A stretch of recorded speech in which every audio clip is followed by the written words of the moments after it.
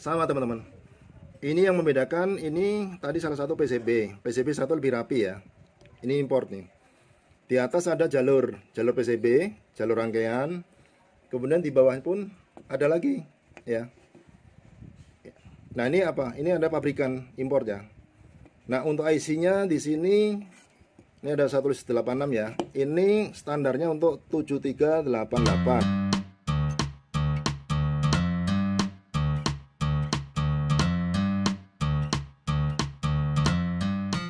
Jangan lupa ya, like, komen, subscribe, dan pencet lonceng agar teman-teman dapat notifikasi dari channel ini dan channel ini terus berkembang.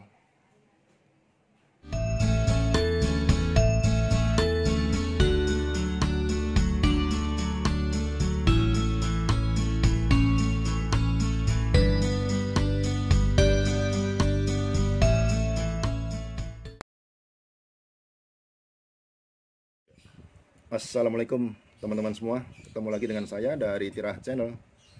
Ya teman-teman, kali ini saya mereview dan compare teman-teman. Saya punya 2 TDA.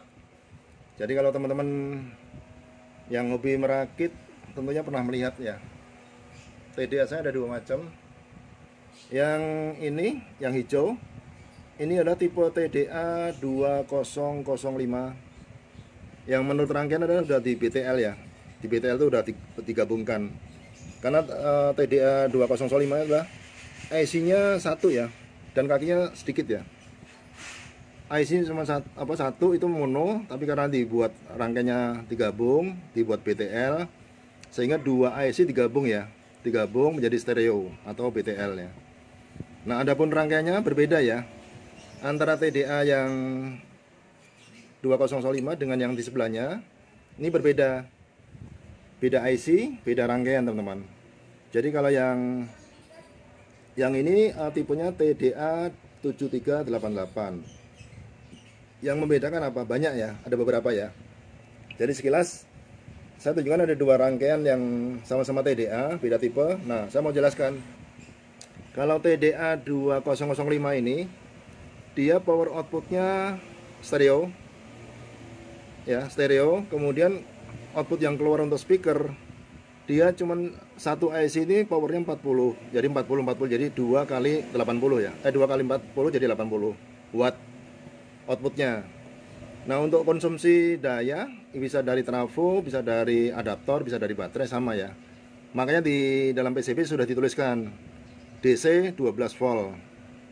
Karena IC ini maupun IC yang ini adalah IC yang biasa dipakai di tape atau radio mobil ya. Itu mereka pakai TDA. TDA banyak generasi, tapi 2 tipe ini adalah salah satu TDA yang sering dipakai di audio beberapa saat yang lalu ya. Sehingga konsumsi baterai atau aki mobil kan 12 volt. Makanya di dalam rangkaiannya dituliskan 12 volt ya. Nah, untuk ini stereo, jadi inputnya sama teman-teman. Ini ada LGR. Ini inputnya bisa dari Bluetooth langsung lewat tone control maupun dari HP langsung. Ada 3 kabel ya, ada L, G, dan R. Ini sudah biasa ya. L untuk light, G-nya ground, R-nya untuk right atau kanan. Nah, ini IC-nya 2 terpasang, kemudian banyak elko kalau sini teman-teman. Di sini banyak elko ya. Ini elko yang untuk power DC-nya.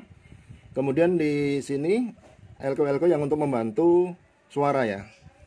Yang membedakan lagi ya, ini 2 speaker ya. Speakernya letaknya kan cukup jauh teman ya. Jadi yang ini untuk powernya, kemudian speakernya di sudut ini. Ini satu di belakang elko. Kemudian yang sini yang pinggir ya. Ini ada plus dan min. Jadi kabel plus dan min selalu tidak boleh terbalik ya. Baik speaker maupun power DC tidak boleh terbalik ya. Selalu ada tanda, ini ada tanda plus, berarti ini yang plus, yang putih adalah main ya, low ground. Nah, kemudian yang membedakan rangkaian ini atau PCB ini pabrikan yang lokal kalau saya lihat. Ini lokal, ini yang import, ini panjangan dari China ya. Yang membedakan sangat beda ini teman-teman. Nah, ini rangkaiannya banyak sekali kakinya, karena ini sengaja saya kasih tanda ya. Ada plus, ada mainnya ya. Karena kenapa rame atau banyak? Karena ini hanya satu sisi. Jadi untuk semua jalurnya ada di balik atau di bawah rangkaian ini. Sementara sini tidak ada jalur sama sekali teman-teman, polos ya. Sehingga kalau dibandingkan dengan TDA 7388 jauh ya. Nah kemudian semua TDA itu harus dilengkapi dengan heatsink. Karena semua TDA umumnya kan anget ya, tidak panas sekali tapi anget. Nah untuk mencegah atau mengurangi panas selalu dilengkapi dengan heatsink, atau makin besar makin bagus ya, dari aluminium.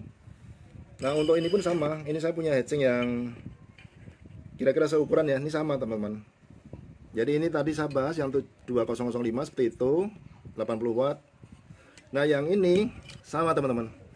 Ini yang membedakan, ini tadi salah satu PCB satu lebih rapi ya.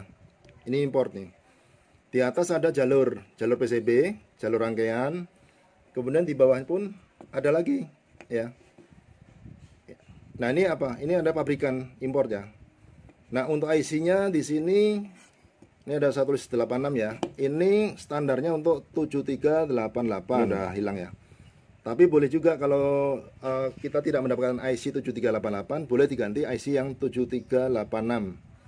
Yang membedakan dia kaki sama, yang membedakan powernya lebih besar. Kalau yang 7388 itu 4 kali 41 watt, kalau yang 7386 itu 4 kali 49 watt, beda sedikit ya. Nah adapun rangkaiannya sama teman-teman. Ini rangkaian yang standar-standar ini ya, di video saya sebelumnya pernah saya ulas. Ini ada 1 mikro, jangan pakai rangkaian elko tapi pakai jenis keramik boleh ya. Yang penting bukan elko, tapi ini bedanya tidak ada polaritas main plus ya, ini terbalik tidak apa-apa. Kalau yang elko jangan terbalik karena selalu ada plus dan min. Jadi untuk rangkaian kapasitor, kemudian rangkaian resistor, ini bolak-balik boleh teman-teman, buat pemula khususnya yang belum biasa. Nah untuk membedakan tipe atau jenis boleh ya. Ini contoh, ini saya beda ya. Ini dengan ini beda. Jenis ini keramik atau seramik. Ini jenisnya jenis kayak tantalum ya. Kalau di online tuh monolitik. Yang penting modelnya apapun, bahan apapun, tipenya jangan salah ukuran. Ini 474 nano ya. Kemudian 470 nano, kemudian ini sama. Ini 1 mikro ini kalau teman-teman beli minta kapasitor keramik yang ukuran 105 gitu. Paling gampang ya. Kalau belum paham tentang picofarad atau mikrofarad atau nanofarad itu bilang saja 105. Nanti ketemu yang untuk di sini. Nah, sini ada juga yang kecil. Ini sama, saya pakai yang tipe kayak tantalum, ini 104. Jadi di dalam keramiknya ditulis ada 104 ya, kecil kali. Kelihatan nggak? Ini asal 104 ya. Burem ya, nggak kelihatan.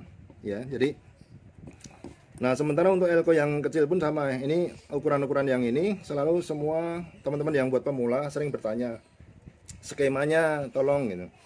Nah kalau teman-teman mahir atau paham, ini adalah udah merupakan satu skema ya, skema rangkaian cara merakit ampli mini. Jadi garis-garis ini udah garis skema. Jadi tinggal kita belikan komponen ya, di komponen yang elko, kemudian apa, kapasitor, resistor, IC ya. Kita solder sesuai yang kaki-kakinya kita solder, sudah selesai. Nah untuk diketahui yang di sini teman-teman, ini ada J1, J2 dan J3 ya. J itu jumper ya.